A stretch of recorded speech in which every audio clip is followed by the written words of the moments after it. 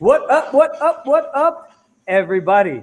I want to welcome you to Fireside 5. I'm Steve Horney from Integrated Health Sciences. I am joined by my main man, Lev. Lev, how you doing today? He's leaving. This is great. He's out. How you doing, Lev? Oh, this is exciting. Lev, do you have any audio? No, he does not. Okay, so I am going to start talking about how I know Lev. And he is a phenomenal physician. I'm doing great, man. Yeah, tell us everything. Can you hear me? I can hear you just fine. Can you hear me? Leave the room and come on back in. I'm going to tell how I know you, okay? So, I know Lev because he is one of the best physical therapists that I know, and I don't say that lightly.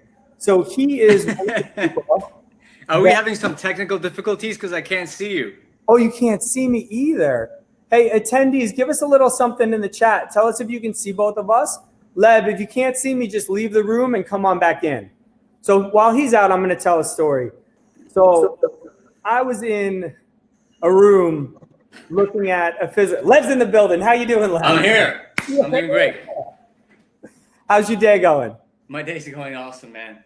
It's phenomenal. Technical difficulties are the best. It's so much fun. So I'm telling how I know you and the story about you in Hawaii. So I was quickly looking at a patient real quick. Thank you, Nicole, for the affirmation on audio and visual. So we were just looking at someone and she said, "Oh, it's so nice. So nice to meet you. I just lost my physical therapist. He just moved to Hawaii and I haven't been able to find anyone good." And I was like, cool, that sounds great. What's his name? Because it's a small world. Sometimes it wouldn't be crazy that I would find out that one of my friends moved to Hawaii by a patient that I was looking at and telling me stories. She said, Lev. I said, okay. I did not know Lev. 2 weeks later, someone comes in, totally just found us off Google, nothing like no word of mouth, no nothing. Started working with her. And about 10 minutes in, she was like, I got to say, my physical therapist just moved to Hawaii.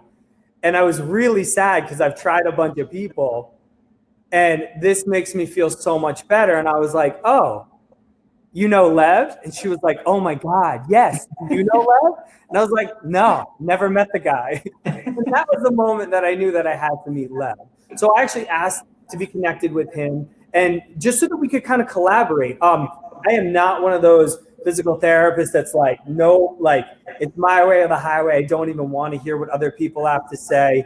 I want to know as much as I can. Even if maybe there's something we disagree about, I would actually like to hear your perspective. Those are the things that I should be seeking out more information on rather than just like hunkering down on my opinions. So we connected via email, which was great. Shared, you were kind enough to give me some of her exercises, which let me hear you coaching her.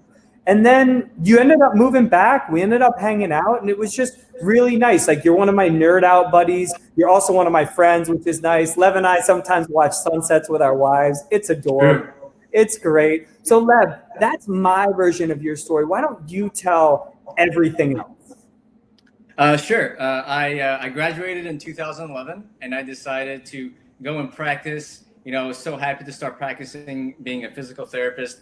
And Steve, you know this, you get out into the field and you're like, is this it, right? Am I seeing patients for 10, 15 minutes? If I'm lucky, am I managing all these people at once? Am I staying here till like 10 p.m. doing my notes? Really, you question yourself as a career choice. And then I decided, forget this. I'm just going to open up my own practice. So I opened up my own practice in 2013, I think. Mm-hmm. It's me and my business partner, Dr. Mike Lella. And ever since then, we've just been kind of cruising, taking some really interesting coursework through the process of owning your own business. And yeah, I've been helping people trying to figure out all these difficult pain cases ever since, right? Just like all of us here trying to do. what have you been deep diving in? So I know you're a PRI and an AIM guy. Can you just tell people, so people have a little bit of a background of the lens that you view before we get into the nitty gritty, about the schools of thought that you've put together through your mind? Because I remember vividly when I asked you one question, just kind of about your overall approach. You said that you never could look at the body without seeing the typical asymmetries ever again, and kind of take us through that. Sure. So I've taken a bunch of courses, and the one of my favorite places to learn from is the Postural Restoration Institute. I'm not certified by them. All of my opinions are kind of mine. They're not theirs, but they basically just look at human asymmetry. They look at breathing. They look at planes of movement, vision. We do a lot of work with feet through the anatomy and motion group. And with the asymmetries, basically, it's just like everyone else that you see on the table. You lie them on the table. A lot of the times, their left rib cage is a little bit more flared up than their right rib cage. Their right shoulder blade's a little bit more forward than their left shoulder blade, like depressed and protracted. Left shoulder blade's a little bit higher, right? If you run through all the tests, you'll see that people can like adduct their right knee, their right hip, but they can't really adduct the left hip. And all these little things come to like a pattern. And that pattern, it's called the left AIC. It's the postural restoration kind of, that's what they're known for, that pattern. And really that's, whenever I look at anybody, that's kind of it really just, it destroys the person for me, because the first thing I look at is I look for the pattern. And I feel like every other physical therapist that does PRI, or any other person that looks at people with a PRI lens, they just look for that pattern, and it's just like, it's really interesting. Yeah, how do you balance okay, I want to get down to what's truly going on with this person as quickly as possible, with, I don't want to be biased by what I think it's going to look like. I want to be able to test. And I know I've taken their basic level 1 course and understand that they do assessments. They just lead you very much in the treatment direction of what their anticipation of those tests are going to yield. So how do you balance that? So I actually, when I first took my first postural restoration course, I didn't use any of it for like the first year, simply because every time I would do these tests, they would be not what the binder, like not what I learned. So I was like, all right, forget this. I can't do this, right? I need to treat people. And then slowly I started taking more courses, and it's really about cleaning them up a little bit. But the thing with the Postural Restoration Institute, I think, right, again, this is my opinion, is, and this is the way I practice also, and anatomy and motion is very similar. We don't really look at I don't really care about the issue as much as I care about what is their body doing, right? So if somebody comes in with like an ankle sprain, for example, or some knee pain, I don't really care about the knee pain. Like, I'll do my special tests and I'll see, okay, they have like a sprain MCL, right? But that MCL should heal, right? That ankle sprain should heal. All this stuff has to heal. And what I find, and I'm not really sure if the postural restoration is here with me, or neither am I sure if anatomy in motion is kind of here with me. But what I find is like, it doesn't really matter, because if you get the structures moving better, that person's going to heal. So like, you could like look at a disc herniation, be like, all right, it's L405, it's coming out on the right side. It's, and they're having these symptoms. And then it's like, okay, you can't do anything about the disc herniation. You could maybe make their symptoms a little bit better with some soft tissue work, right? Yeah. Maybe you could do some like things that might target that kind of vertebrae a little bit, but realistically, what are they going to walk away from your session with?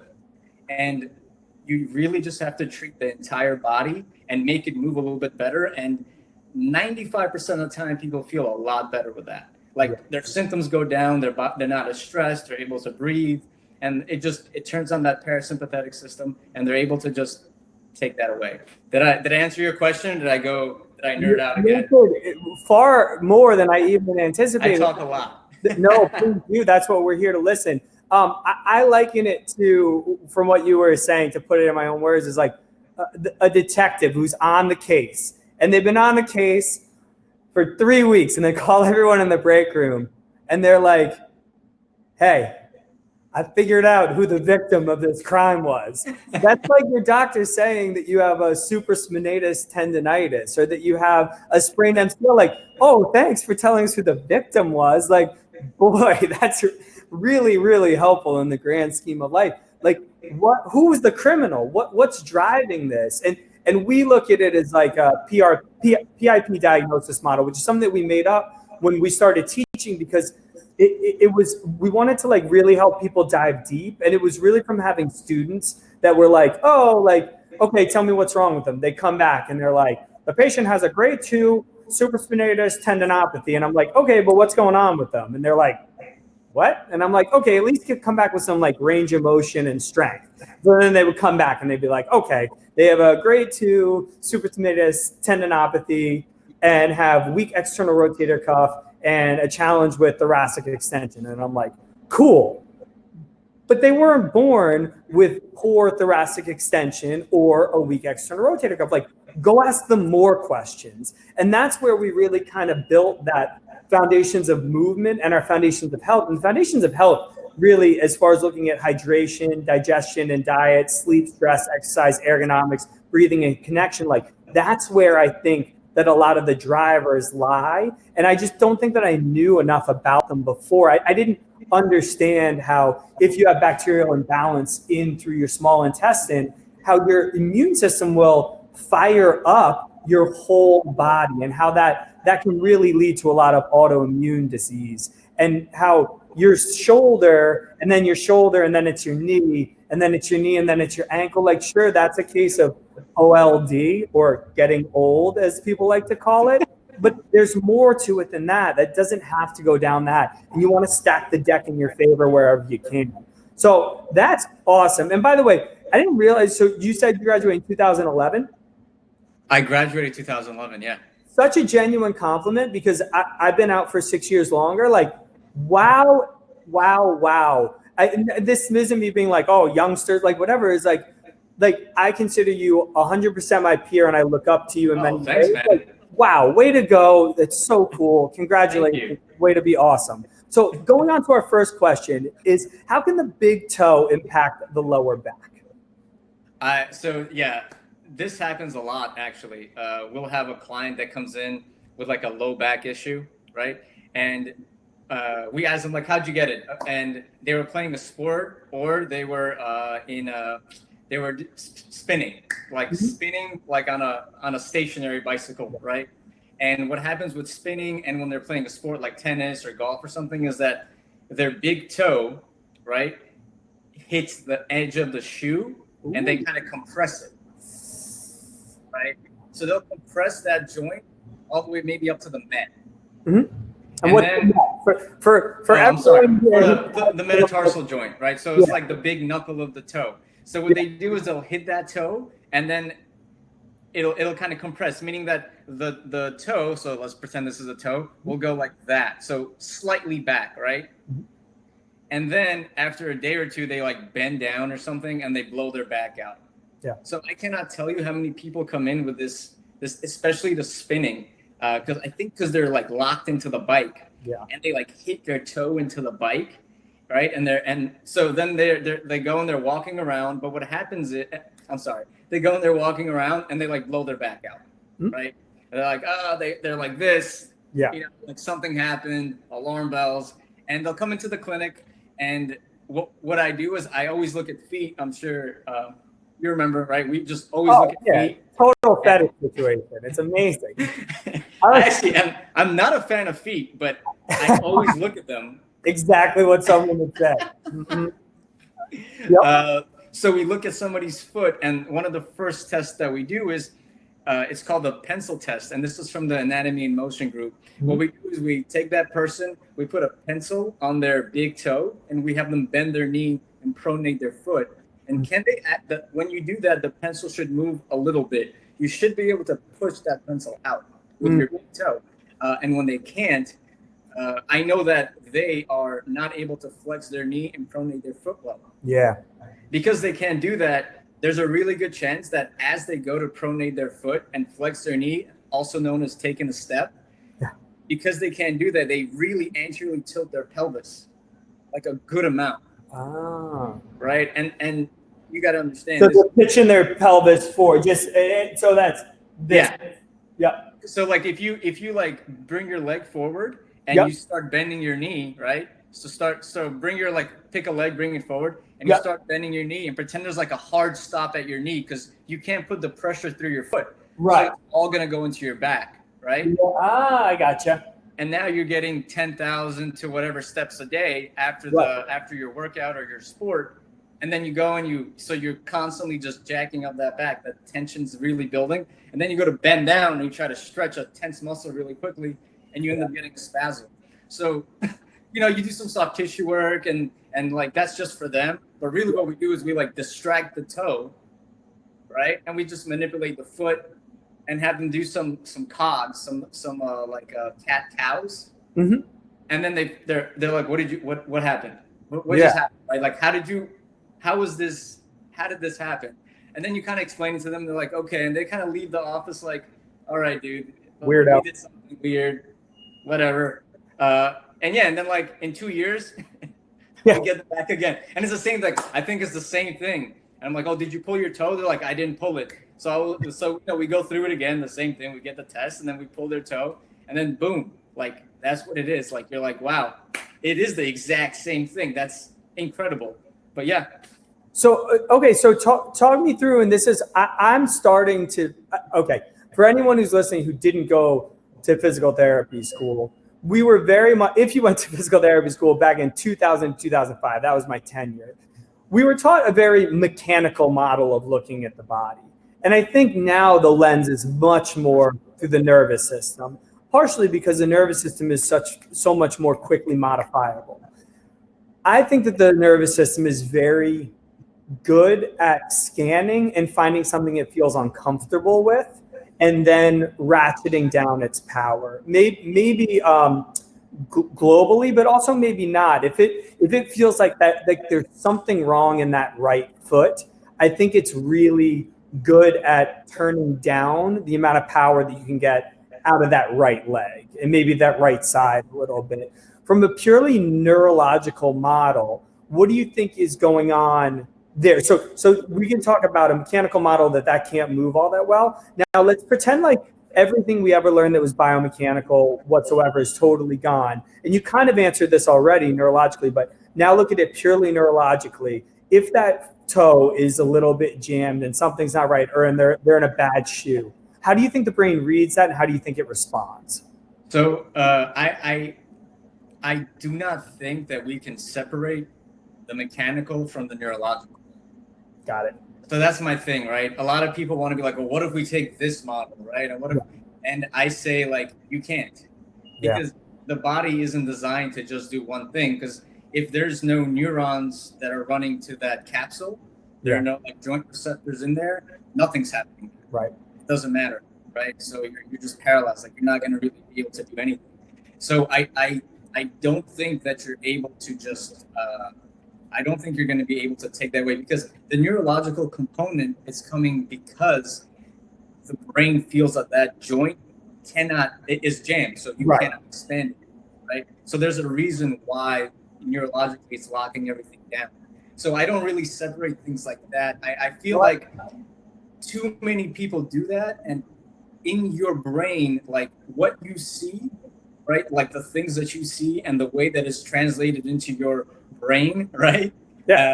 And when it's converted from the the light into the chemicals that you get to see your image with, it actually there is no change. Like, we're the people that are trying to like separate it out to make it simple for us to digest, but your body doesn't do that.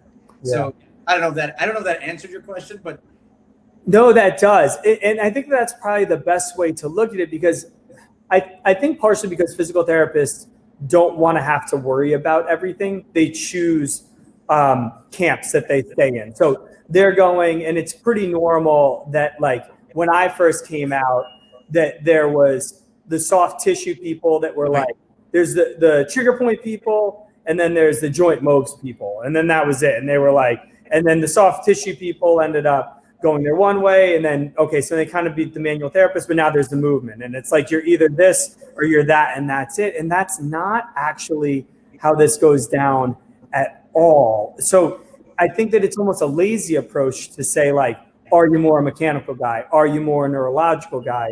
Where it really is what you're saying, how they meet in the middle. Like, how is that always right? And that's what I would like kind of, I think, probably encourage people is, as much as it's harder because you need to really know the neurological system down to the granular level, you also need to know the biomechanical system and the musculofascial system all the way down to the granular level. And you know what? Maybe it'll take you a little bit longer, but I think you're going to have better results down the road.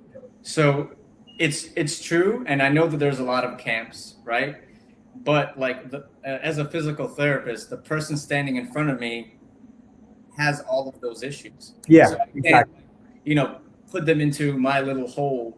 All right, I have to deal with all the things that are happening here and happening in front of me. So that's kind of where, like, I used to be a really big manual guy, manipulated everyone. Like, yeah, sure. Yeah, the American Spinal Manipulation Organization. Yeah, sure. I took a bunch of their courses. Yeah. Like, are you not a chiropractor? Yeah, I'm not, but I took all those courses. Yeah, right? yeah.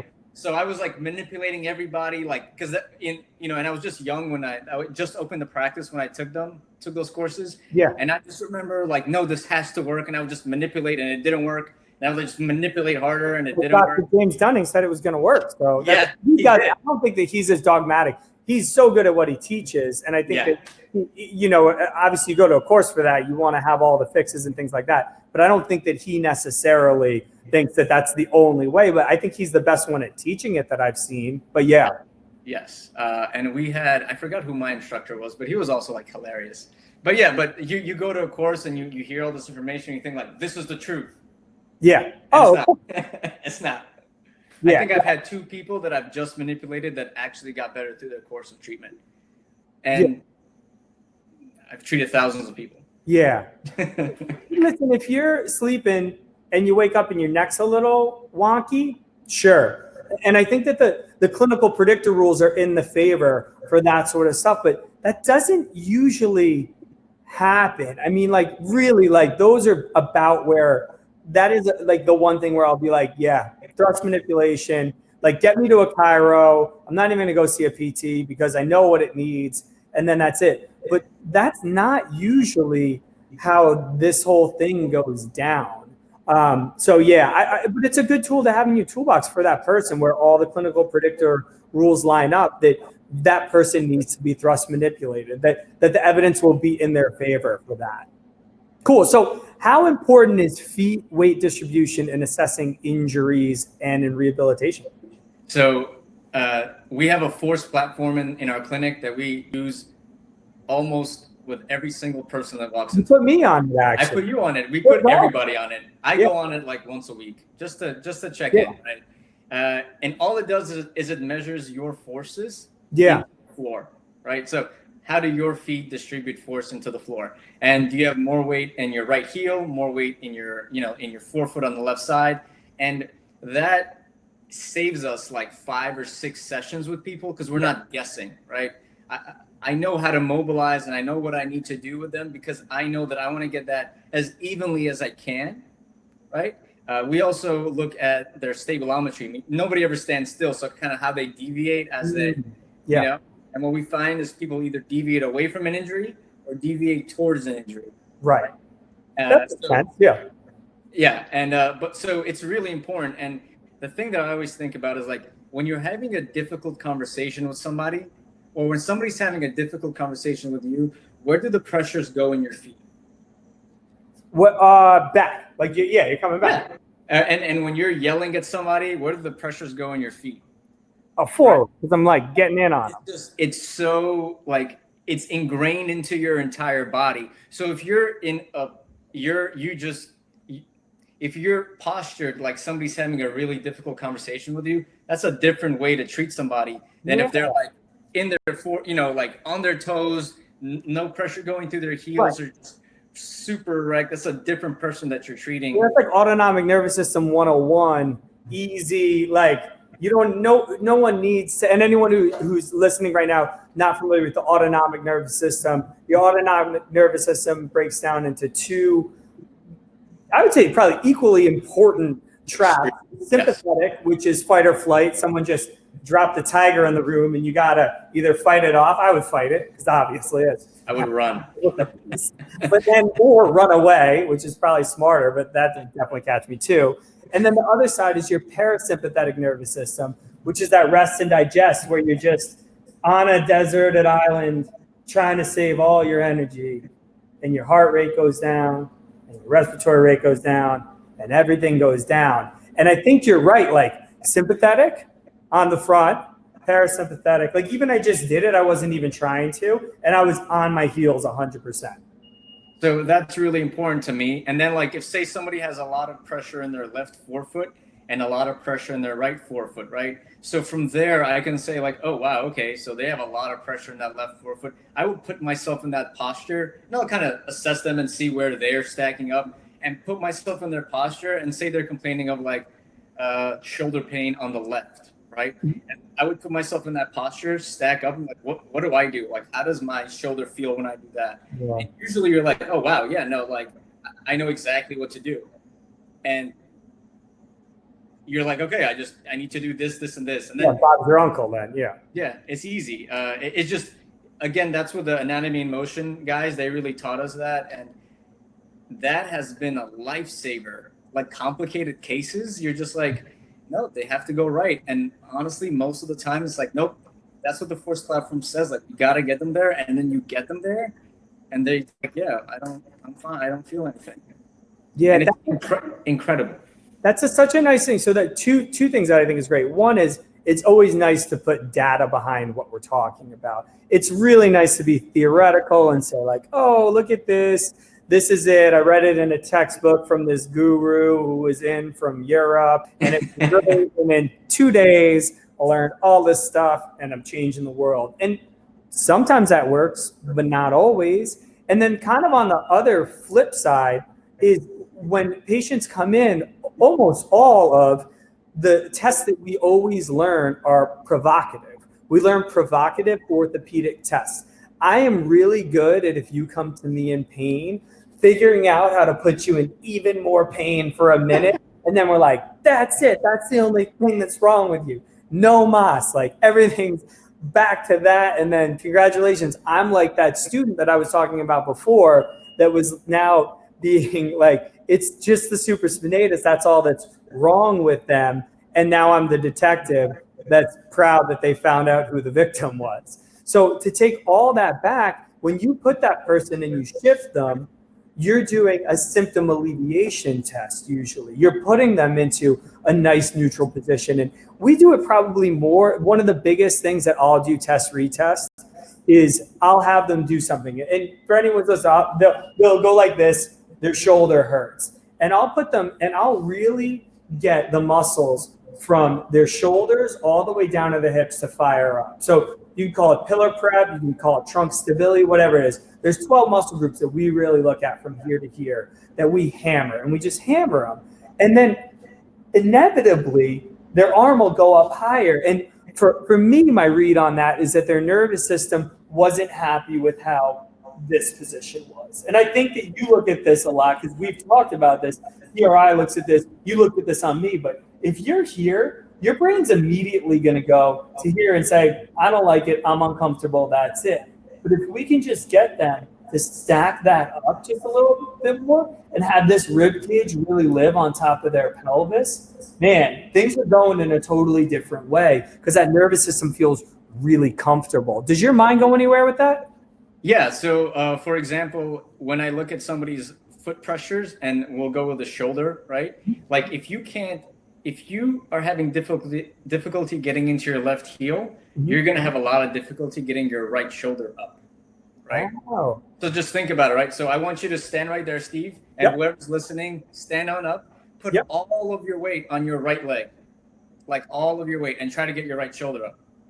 Just get your right, flex it, right? Think of just, you see it's a little restricted, not much, but it's there. Now take your weight, shift it all the way to your left side, and just get your right shoulder up. Do you see how the range doesn't matter, but do you see how much easier it is Because when you bring your right shoulder up, you're actually shifting your body weight to the left. So if you have somebody who's really pressured on that right side, and they're trying to throw a ball or they're trying to like hit a tennis ball or something, it's really hard for their body to like, all right, how do I do this? I have all this pressure here. If I put more pressure here, I'm gonna fall. I'm not gonna do this. So I will impinge a supraspinatus grade 2. But that saves us, because then it's like everybody's always like, well, what about my shoulder? I'm like, listen, your shoulder's gonna get better. Let's get you a little bit more even, and then we'll worry about your shoulder. We'll get you strong. That's the easy part. Why? That's the hard part. And I'm sure with you too, like when people come to us, they've kind of been to a couple of people already. Right? They already had the exercises and they've already been there. So I'm not going to strengthen your shoulder better. The TheraBand isn't better in my clinic. I need to figure out why. And I feel the same way. You and I are both lucky that we do get people coming to us usually who know who we are. And I witness that though sometimes, with people that we have like contractors who come and work with us, and maybe they're not like, I have the luxury of one, like it's my practice. So then people automatically, right or wrong, assume that you're like better than other things. And then two, I think that when it's a word of mouth recommendation, you get a totally different eval. Sometimes I almost forget that not everyone knows, like has one degree of separation between. And I'm like, oh, Steve, like you need to be less of yourself right now. But either way, it makes sense that what you're saying is that they don't just want like more of the same. They know that they've only been scratching the surface, and they want someone who's going to get deep on that. How do you balance? And this is like an analogy that I use is like, okay, let's say that my goddaughter comes in and she skinned her knee.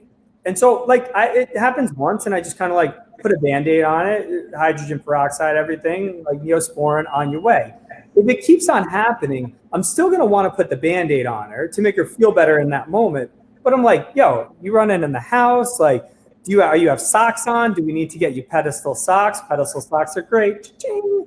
And then maybe do we need to like get you into some balance training? Like, what's going on? Like, let's get to the root of this. How do you play that game? Do you let them dictate a little bit with a bias of you? Or how do you, when someone first comes, because you can go deep into what's really driving it, how do you what are the markers that you guide, whether it's like the amount of pain that they're in, their desires, etc.? How do you play the short-term, long-term? So you always want to make the person feel better in front of you, right? But on our first visit, I do not do a lot of soft tissue work. And I let them know, like, we usually have like a phone call beforehand to make sure that they want what I'm going to offer them. Right. So, and usually on the first visit, I'm like, we're not going to do a lot of soft tissue work because we need to figure out what's happening. Mm-hmm. So they kind of know that off the bat. It's not, unless it's like a post-surgical thing, then yeah, soft tissue work, you got to loosen stuff up. But if it's somebody coming in for some chronic pain, usually I'm like, yeah, we're not going to do it, because the first visit, number one, I want to see if the stuff I'm thinking works. Right? If it does work, I want to empower you to do it on your own. Right? So if somebody comes in and they're like, oh, like my back hurts, and I'm just like, okay, we do some stuff, and I'm like, oh wow, if we move your pelvis this way, it feels better. Let's do that exercise. And they get up and they're like, yeah, that feels a little bit better. I'm like, if I do soft tissue work on them, I feel that like that's, or any manual work really, like when I put my hands on them to guide them, I feel like it's a little bit of a crutch. So yeah. Through an exercise, I'll do it, but I'm not really gonna like dig in, right? The second visit, I usually do a lot more manual work. So I'm like, all right, I write it out. I'm like, I need to do this. But that first visit, I want to empower them to be like, all right, if I do these 2 exercises at home, or even one of them, I can control this. I don't have to constantly worry about my shoulder or my neck or something. If I do these 2 things, just like they were in the clinic, we send like videos. So if I do them, I should be okay. And then when they come back, I'm like, all right, so did you do them? And they'll be like, yeah, I did them and it felt good. Sometimes they're like, I didn't do them and it felt good. Mm-hmm. Like I didn't have to worry about it. But they know that if they get into pain, they have something there that's not dependent on me, And then the second visit, I break it out. I crack my knuckles, I get the Good tools stuff. out, I get the cups out, the tape out, and we really just go to town. Yeah. But it depends. It depends on the person. If they have like a lot of swelling going on, of course, you got to do some soft tissue. You got to get that out of there, right? If I'm like, oh, you can't do this, you need this to be mobilized, I'll do it.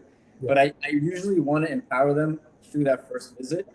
So yeah, like I'll put the Band-Aid on, but the Band-Aid will be like a two-second thing, and the rest of it will be like, take a walk and let me see why you keep falling, right? Yeah, exactly. Yeah. You got to play the balance game, and it's a beautiful example of it depends. And I think that talking in the grays is the best way to do it, because anyone who's like, no, it's almost like, okay, when people get upset when the answer is it depends, I almost look at it as like, if someone asks me like, hey, Steve, how do I make my dinner? Like, okay, well, what are you making? What ingredients do you have? An oven? Do you have a toaster oven? Do you have an air fryer? Do you want to cook it now, or are you going to eat it later? Like, obviously, when someone asks that question, it's an it depends answer. It depends on what you're making and what you have. I don't know why in healthcare it's not the exact same thing. It's very hard to give like hard answers, but I get that, especially in our Instagram, Twitter society, people go, oh, no. How do I fix my knee right now, Steve? Like, okay, do you have an air fryer? It's the same exact. That's how I think about it. I'm just like, oh, here we go. So moving on to question number 3. What makes your practice different than others? I think we touched on this a little bit. Tell us a little bit more. I mean, we really did touch on it a lot. That's really it. Just the way we approach injuries and we look at the whole system.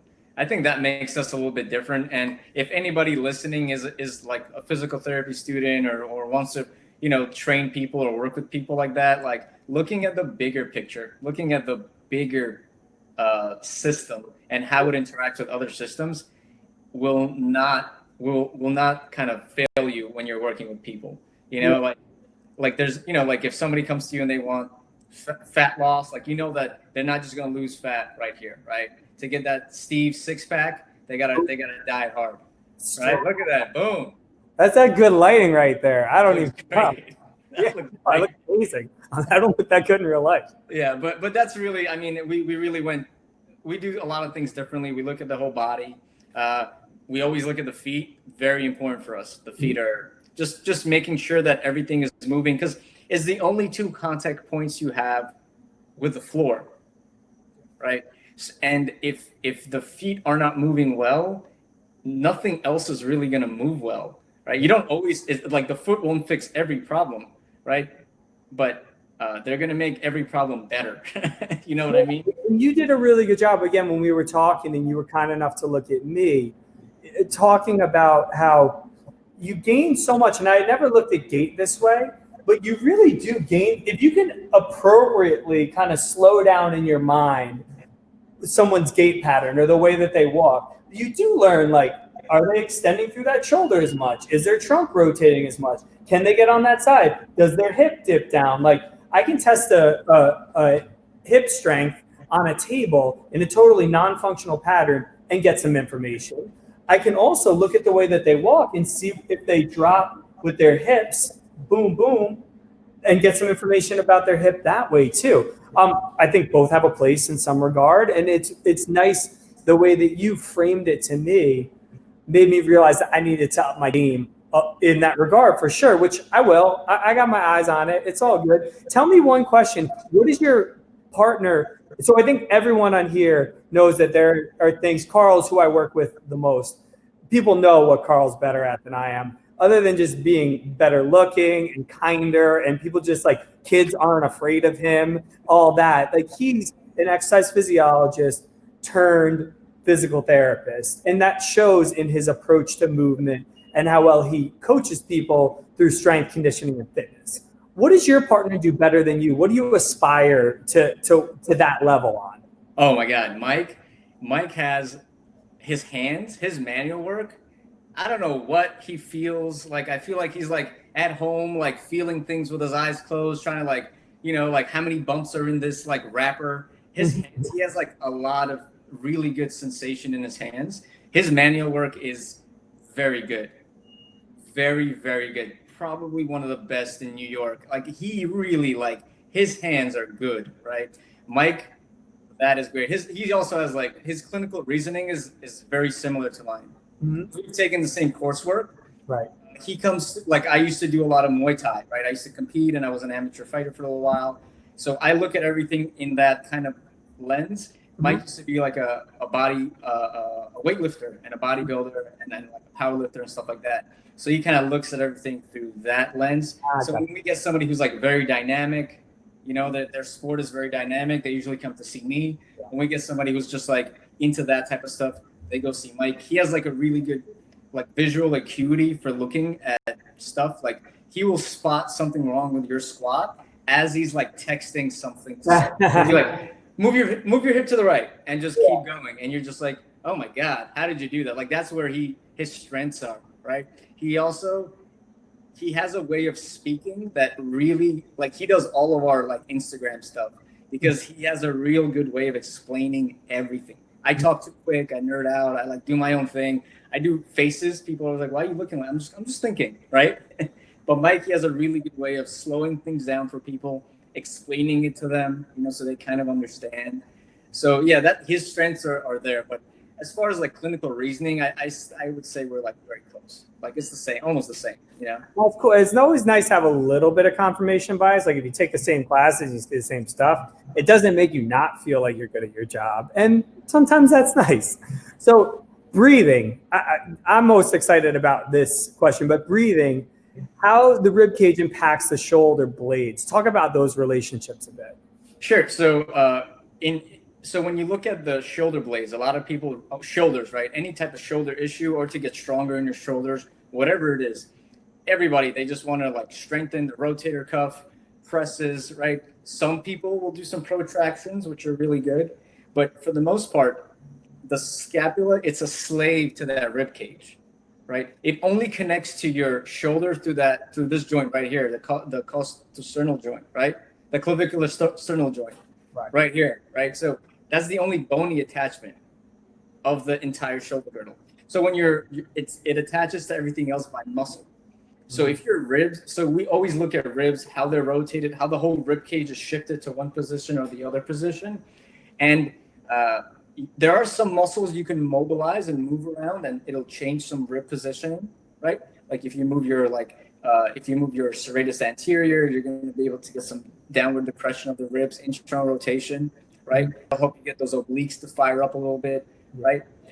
So that is a muscle, but for the most part, your ribs are controlled by your lungs, right? So when you're thinking about like pattern movement, we get a little bit more external rotation on our right, a little bit more internal rotation on our external rotation on our left, a little bit more internal rotation on our right ribs. So we're kind of like that, right?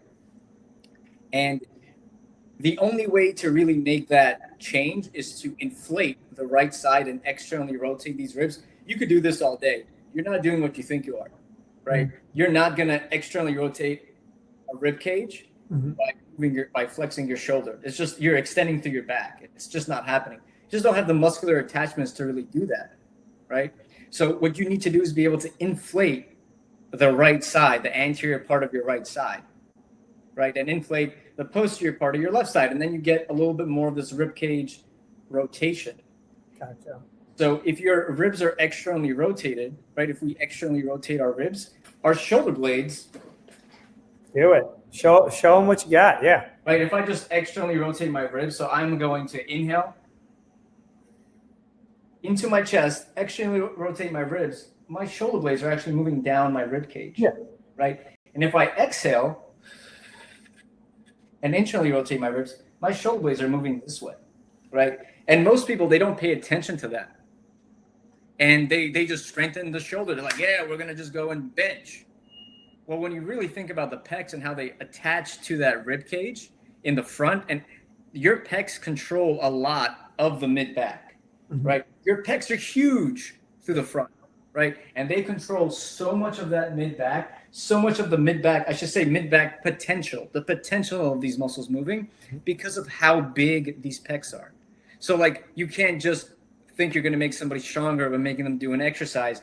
You really have to get people to move well. And that's like that Muay Thai part of me, that fighting part where I really kind of realized that like like people that are really extended, it's very hard for them to punch because they can't actually rotate their ribs. And that's why we do so much like screaming. If you ever watch somebody like hit the bag in like a Muay Thai, it's like, all right. And it's just the exhale to get that rotation to protract more. Yeah. Right? I mean, I'm sure you see it at your gym all the time. No, right? totally. Yeah. And I'll still like, I know you're from Rego Park, right? Like, Hills. Well, you don't want to take. It's the same thing. Yeah. It's the same thing. So much better on the other side of Yellowstone. Yeah. King's Fitness. I'll go there. Well, I went there. It feels like 10 years ago, even though, what was it, March? I don't even know what. We're going into fall, right? Okay, whatever. So we're in August. We're almost ending August. Used to go to King's once a week, and and that's a basement, so it's just like the sounds, and they're not pretty like, hi-ya. It's like, it's not like your karate, like 8-year-old karate. Like, yeah. Why was that again? Just so I know. So when you with Muay Thai, right? I went to Chalk Sabai Gym, which is, in my opinion, one of the best gyms in New York. I love that place. I don't think it's still around, but not really. But it is just a great environment to learn Muay Thai, like in a fun, not I'm gonna get murdered kind of way, right? But the reason we do that is when you exhale with Muay Thai, you don't have a lot of options. There's nothing fancy. You're punching, you're kicking, right? You're elbowing. So all of it, you're trying to create the most amount of damage with limited amount of tools. With that one, yeah. So every single punch for a lot of people is going to have some power behind it. And that's why they want to exhale, get those obliques to fire, get those ribs to come down. When they kick, they want to exhale. So they, what is it called? Plastic elastic properties. Mm-hmm. They want to get those elastic properties. They want to they want to get those plastic kind of properties. They want to go and then exhale and get as much out of that hip as they can. Yeah. So that's why they make these noises. It's like, so does Serena Williams, but it sounds better when she does it. Yeah. Like hers, like, but then there's something like, almost like it's the human version of nails on a chalkboard, I would say. For someone who didn't like grow up, for you, I'm sure it's almost like listening to Enya, like puts sleep to it. But for me, who didn't grow up in that, like I grew up in wrestling rooms, and there's a certain like hoo, like that noise that I'm totally comfortable with. But it is pretty. It's like geese being murdered sometimes. Yeah. So either way, final question here, though I'm sure we're gonna have some Q&A and follow-ups. What limits someone from being able to heal? So we didn't really touch on this, but I talk about this a lot. Like when somebody gets hurt, right? Say they like stub their toe, they ran too much and their knees bugging them, right? Whatever it may be, the injury, it doesn't really matter. Your body goes through that healing process, right? Within 2 weeks, you should be okay. You shouldn't really be like suffering in 2 weeks, right? Like it kind of aches when I push it.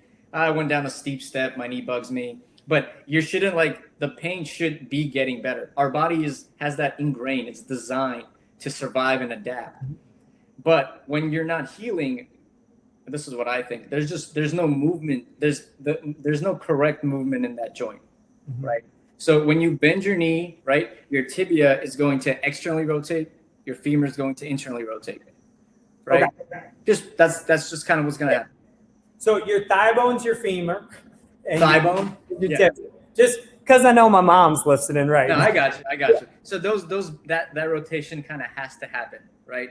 And it ends when you're done flexing your knee, when you're pronated your foot all the way. That's kind of when it ends, right? And the other direction ends when you're straightening out your knee all the way, right? So that's when that locks. Mm-hmm. So if your knee is, so we'll just tie it back to foot pressure. If you constantly have foot pressure in your forefoot, so in the ball of your foot, right? You're never, and you're just standing still. We're not doing anything. You're just standing and relaxing, looking at a wall and waiting for a minute, and your pressure doesn't really go to the back of your heel. I know that you never really extend that knee, right? You don't do it. You don't think about it. Your knee range of motion is flexed to less flexed. Never extended, never straight. Right. So because of that, you don't get all of the rotation that you need to get.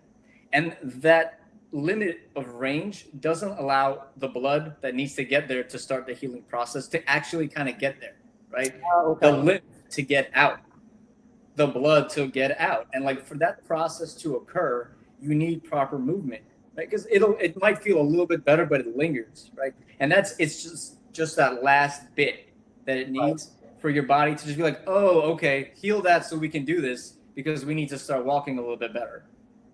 So that's what, like, low back, necks, like whenever we see somebody with these complex pain things going on, we're just like, yeah, of course, they never side bend to the right. They're constantly side bend to the left, trying to go to the right, but always side bend left no matter what. So we're talking about just their like spine and ribcage this side.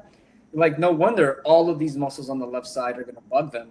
They never really leave that, and they never unweight those structures, so it's constantly inflamed.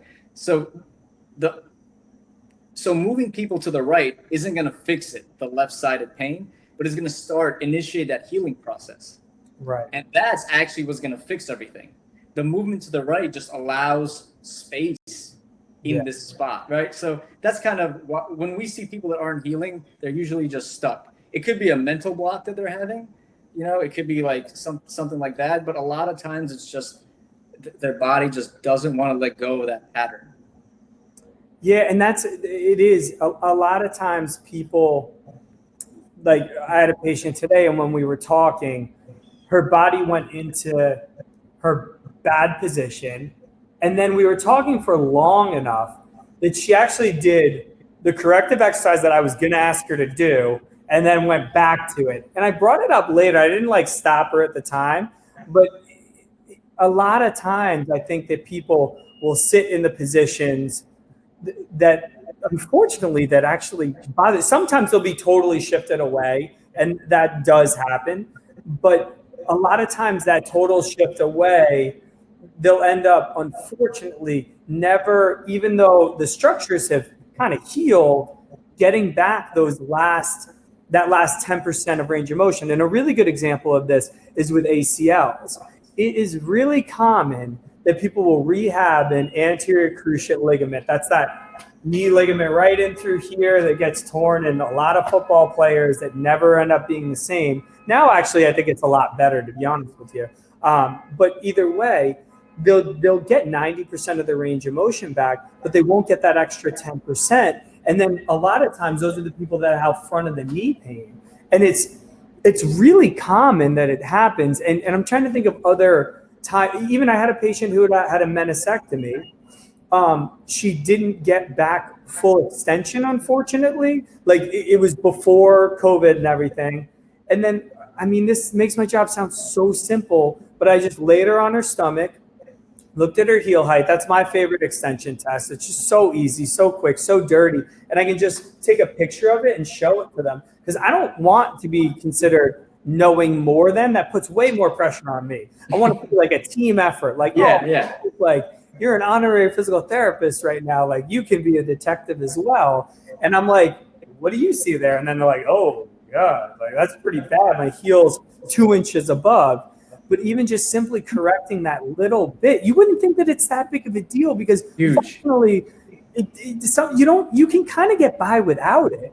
But again, to take us all the way back to the first question, we're talking about the toe. Your brain knows it's there. Like your brain knows you don't have full range of motion, and it makes your brain uncomfortable. And when your brain's uncomfortable, it's going to hold back horsepower. It's going to hold everything else from getting stronger. Like all of our work that we're doing to strengthen up that leg, you're only going to get so far. And the only way to raise the tide on everything, I think, is usually making the nervous system feel really secure from here to here, and finding that one lowest hanging fruit that really needs to be corrected. And that's how you like really build a robust person, or at least start to get them some physical preparedness, and then some real strength and durability. And that's what actually last week we had an Olympic lifter, power lifter, on, and it was fun because we talked about strength and longevity. And as we were talking about that, I almost wish that this conversation had happened first, because if you're not making your nervous system feel comfortable, all of those other lifts aren't really going to give you as much as they possibly could. Where does your mind go with that?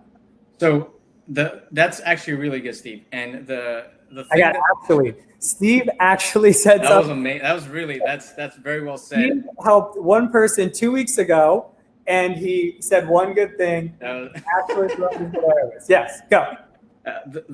Every single thing that your body does is calculated by your subconscious mind, right? So every decision that you're not thinking about, your brain is thinking about. You know, like the bird flying, your subconscious mind is like, all right, no, that bird is just gonna fly this way. It's not gonna attack me. Yeah. Everything is, right? But what it needs to make the best decision for your body is it needs options. The lady who had that meniscectomy, right? She never extended her knee, or she didn't like to extend her, whatever it is, she never got there. So you're wearing out the things that flex your knee, which is your anterior patella, you got like patellofemoral, all that stuff, right? So your brain is telling you, listen, if you keep doing this, something bad's gonna happen. So it's sending you this warning signal, like, please stop only flexing your knee, right? And you're like, oh, you know what you can do? You can extend your knee and do it, and there's like a light bulb, right? And your brain's like, oh my God, thank you. I've been telling you this for months. Extend the knee. And you extend that knee, and they're like, it feels so much better. And you're like, yeah. And then all you did was extend my knee. Like, you just strain it out. That's it.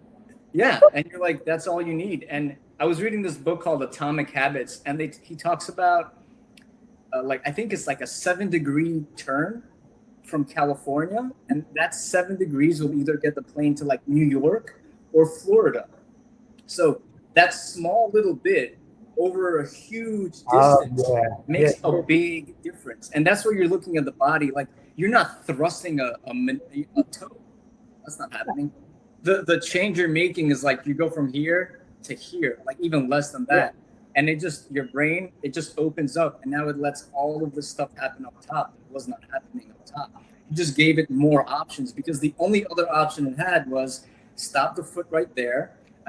As far as the toe goes, stop that foot. I don't want any more weight to go there, because that joint can expand.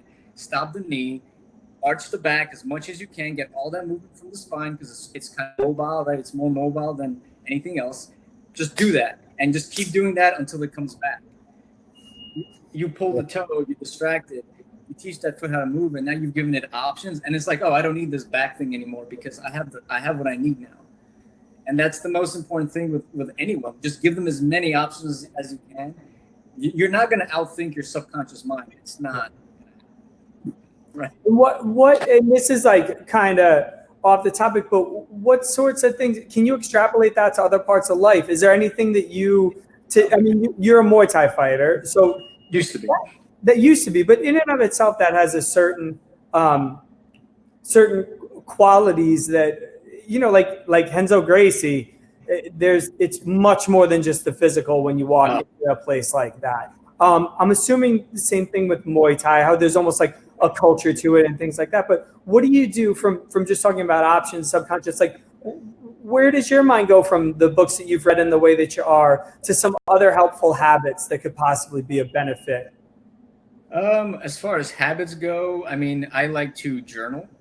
Oh, cool. That's like a thing, because it really gets all of those thoughts that are racing through your mind on a piece of paper, and then you could reorganize them a little bit, right, into a way that you can take all this knowledge dump into something, right, and you can just kind of, oh, okay, so I was really complaining, or I really had all these issues, but it's really just this one issue, right?